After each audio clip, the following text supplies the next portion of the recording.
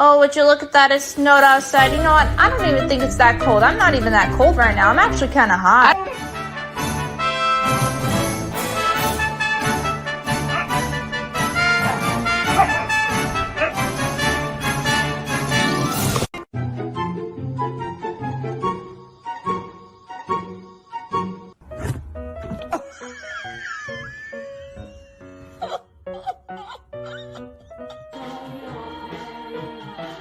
And now I cry in the middle of the night.